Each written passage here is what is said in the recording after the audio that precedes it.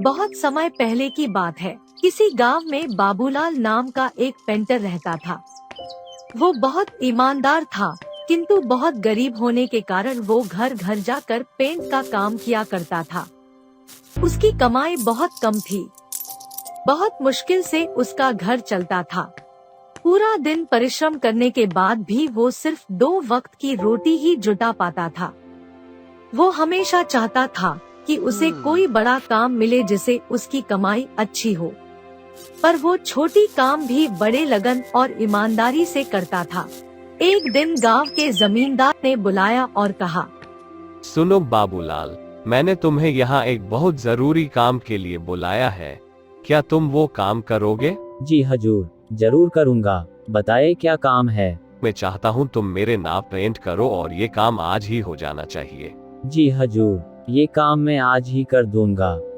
सामान लेकर जैसे बाबूलाल आता है, वो नाव को रंगना शुरू कर देता है। जब बाबूलाल नाव रंग रहा था तो उसने देखा नाव में छेद है। वो सोचा अगर इसे ऐसे ही पेंट कर दिया जाएगा तो ये डूब जाएगी। ऐसा सोचकर वो छेद को भर देता है और नाव को पेंट कर देता है। फिर जमींदार के पास जाता है और कहता है, हजूर, नाव का काम पूरा हो गया, आप चल कर देख लीजिए। फिर वो दोनों नदी किनारे जाते हैं। नाव को देखकर जमींदार बोलता है, अरे वाह बाबूलाल, तुमने तो बहुत अच्छा काम किया है।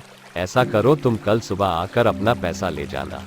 उसके बाद वो दोनों अपने अपने घर चले जाते हैं। अगले दिन जमींदार के परिवार उसी नाव में नदी के उस पार घूमने जाते हैं।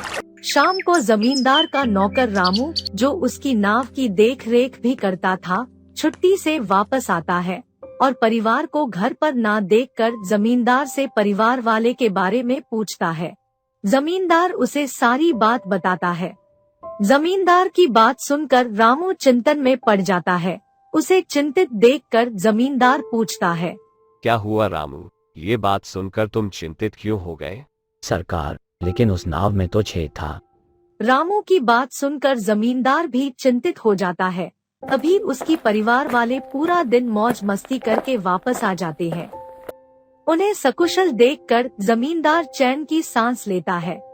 फिर अगले दिन जमींदार बाबूलाल को बुलाता है और कहता है, ये लो बाबूलाल, तुम्हारा मेहनत का पैसा। तुमने बहुत बढ़िया काम किया है, मैं बहुत खुश हूँ।